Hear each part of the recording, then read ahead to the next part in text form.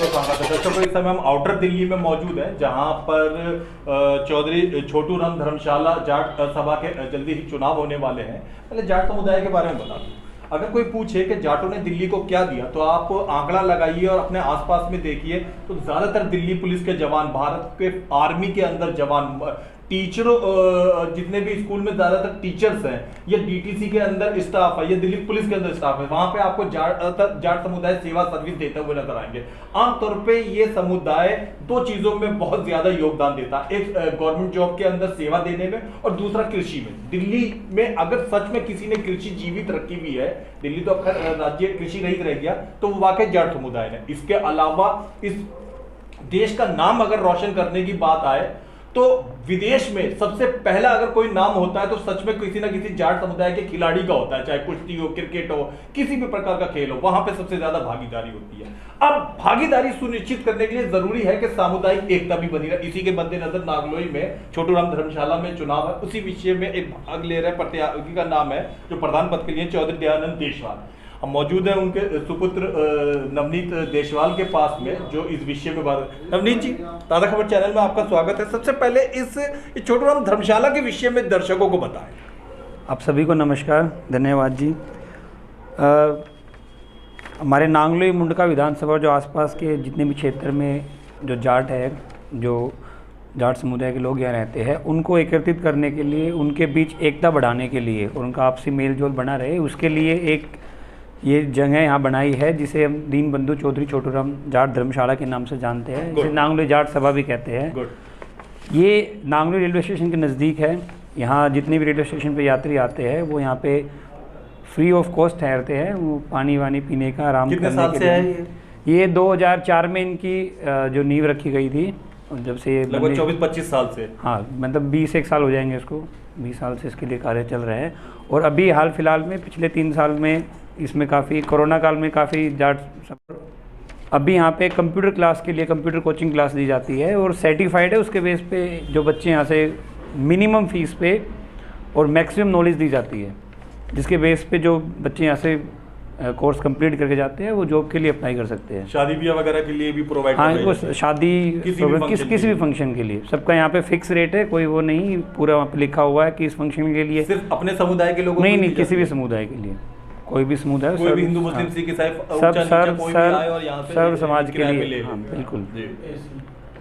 और AC hall है, बिल्कुल बढ़िया तरह, 3 मंजिला इमारत है। हाँ लिफ्ट लगा रखी है, सामान ले जाने के लिए ऊपर से नीचे तक सारी। जी जी जी। अब हम बात करते हैं इलेक्शन की। तो आपके पिताजी दयानंद देशवाल जी को चुनाव लड़ने का आइडिया कैसे आया? मेरे पिताजी शुरू से ही समाज के बीच रहते हैं और समाज सेवा का बड़ा उनको शौक़ है, पंचायत वगैरह में जाते हैं, लोगों के बीच रहते हैं। तो इसलिए जितने भी उनके साथी थे सब ने उनको कहा कि हम आपकी सपोर्ट करेंगे, आप इस चीज़ के पद के लिए बेहतर हो और आप इस पद पर रहकर समाज के लिए और अच्छा करोगे और समाज को और संस्था को एक नई ऊंचाइयों पर लेके जाएंगे। आपके समाज के अलावा विभिन्न समाज के हजारों लाखों दर्शक आपको देख रहे हैं, अपने पिताजी के विषय में दर्शकों को बताइए। मैं उनके विषय में तो कैसे बता सकता हूँ, लेकिन जहाँ किसी को दुख होता है, किसी को तकलीफ़ होती है, जो उनको याद करता है वो उनके लिए हमेशा खड़े मिलते हैं, चाहे वो खुद अपनी तकलीफ़ों से निकल के आ रहे हो, लेकिन वो हर इंसान के लिए अपना बेस्ट देने की कोशिश करते हैं। मेरे ख्याल में इससे ज़्यादा तो मैं उनके लिए कुछ बोल नहीं सकता। ठीक है, अब हम बढ़ते हैं चुनाव के मुद्दों के ऊपर। सबसे ज़्यादा ज़रूरी ये होता है कि चाहे चुनाव में 10 लोग जीते या 20 लोग लड़े, लेकिन मुद्दे इंपॉर्टेंट होते हैं। आपके पिताजी, आप लोग किन मुद्दों को लेके समाज के सामने? हमारा जो सबसे पहला मुद्दा है वो शिक्षा को लेके है, क्योंकि शिक्षा एक ऐसी चीज़ है जिससे हर बुराई से निकला जा सकता है, हर वीकनेस को कवर किया जा सकता है। तो हमारा जो मेन फोकस है वो शिक्षा के लिए। हमने जो घोषणा पत्र अपना जारी कराया है उसमें शिक्षा, स्वास्थ्य और संस्कार, जो हमारी यूथ अभी जनरेशन है, युवा और जो बुजुर्गों के बीच जो एक गैप बढ़ गया है, जनरेशन का गैप बढ़ गया है, उसको कम करने के लिए भी हम कार्य करेंगे। जितने भी हमारे बुजुर्ग हैं, चाहे वो किसी भी क्षेत्र से जुड़े हो, चाहे वो सामाजिक क्षेत्र से जुड़े हो, शिक्षा से हो, खेल से हो, किसी से भी हो, कम से कम तो साल में एक बार, जिसमें जितने हमारे समाज के बुजुर्ग हैं वो अपने अनुभव, अपने एक्सपीरियंस अपने युवाओं के साथ शेयर करेंगे। शिक्षा के अलावा यहाँ पे और प्रगति क्या देने का इरादा रखते हैं? शिक्षा के अलावा जो हमारी अभी जाट सभा है उसका सुरक्षा उसके और लिए सफाई पर क्या फोकस रखना चाहते हैं? सुरक्षा सफाई के लिए ये जो भी संविधान में जो इनका संविधान है जाट सभा नांगलोई का, उसको प्रॉपर ढंग से हम मैनेज करेंगे, उसको पूरा अप्लाई करेंगे। और जो अभी इसकी कंडीशन है वो बहुत अच्छी है, और इसको हम और बढ़िया करने के लिए जितने भी जो भी हमारे साथ है, वो भी जो इलेक्शन में साथ नहीं है वो भी, उनके सबके साथ मिलकर कार्य किया। घोषणा पत्र में हमारा पॉइंट है जितने भी हमारे समाज के फिजिकल हैंडीकैप किसी भी तरीके से शारीरिक विकलांग जितने भी है उनके लिए, क्योंकि वो एक ऐसी चीज़ है जिसके साथ होती है वो अपने आप को कमज़ोर समझने लगता है, पिछड़ा हुआ समझने लगता है। तो हमारा मेन फोकस रहेगा उन बच्चों को खेल और शिक्षा के क्षेत्र में बढ़ावा मिले, उसके लिए उनको स्पेशल उनकी स्क्रीनिंग की व्यवस्था की जाएगी, उनको गाइड किया जाएगा, उनके लिए काउंसलिंग करवाई जाएगी। और स्पोर्ट्स के लिए उनको जो इंटरनेशनल पैरा एथलीट्स लेवल के बंदे हैं, नेशनल या इंटरनेशनल हैं, उनसे उनको पुलअप मिलाया जाएगा, ताकि वो देखें कि अगर ये कर सकते हैं तो हम क्यों नहीं कर सकते। और दूसरी चीज़, जो हमारे 9th 10th क्लास के बच्चे हैं, जब वो पास करते हैं, क्योंकि 10th क्लास कवर करने के बाद चीज़ें बढ़ जाती है, एक दायरा बढ़ जाता है कि भाई आर्ट्स में जाना है, कॉमर्स में जाना है, साइंस में जाना है, तो उनके लिए गाइडेंस, उनकी जो काउंसलिंग है वो की जाएगी, और 12th क्लास के लेवल के लिए भी की जाएगी, ताकि अपने फ्यूचर के लिए वो अच्छे से अपना जो भविष्य उसको ढंग से देख सके। दिल्ली के जाट समुदाय के जो भी लोग या नागलोई या आसपास पूरी दिल्ली के लोग देख रहे हैं, अगर खुदा ना खास्ता किसी के घर में, खैर ऐसा नहीं होना चाहिए, किसी के पास अगर विकलांग बच्चा है या कोई विकलांग परिवार में, उसको खेलों में आगे बढ़ाने के लिए, उसको खेलों में प्रगति देने के लिए, तरक्की देने के लिए आप यहाँ पे संपर्क कर सकते हैं। जल्दी ही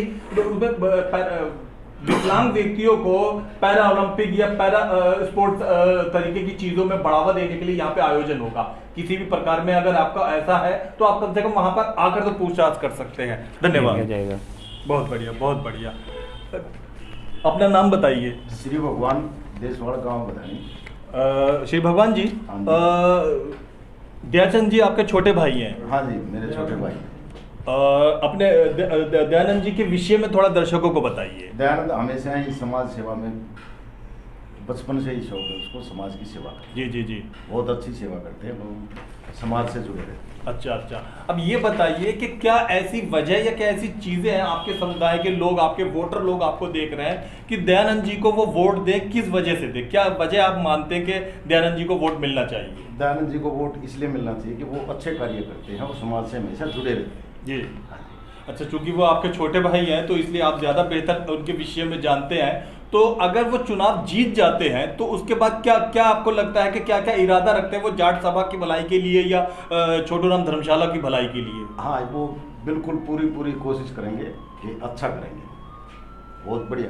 मेरा नाम नरेंद्र कुमार फौजी, 2008 से रिटायरमेंट हुआ था। जब से मैं संस्था से जुड़ा हुआ हूँ, और दयानंद देशवाल जी को मैं शुरू से ही जब संस्था से जुड़ा, जब से इनको जानता हूँ 20-25 साल से। हाँ, 20-25 साल से। लेकिन इनका व्यवहार कोरोना काल में ऑक्सीजन सिलेंडर के बीमार हो गया, किसी को भी, किसी भी जाति का, किसी भी धर्म का, जिसका भी फोन आ, उसी टाइम हमने सिलेंडर का प्रबंध किया था।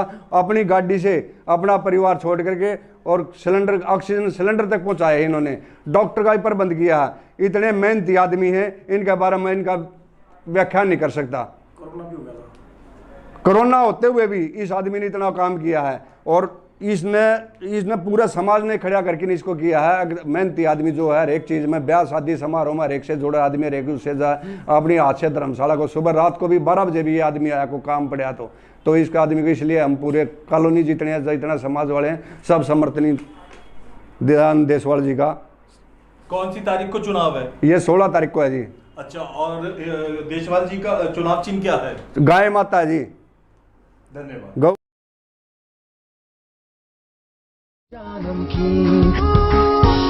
शुद्ध मूंगफली तेल से निर्मित, मजे से खाइए, शाम से खिलाइए। पूजा नमकीन।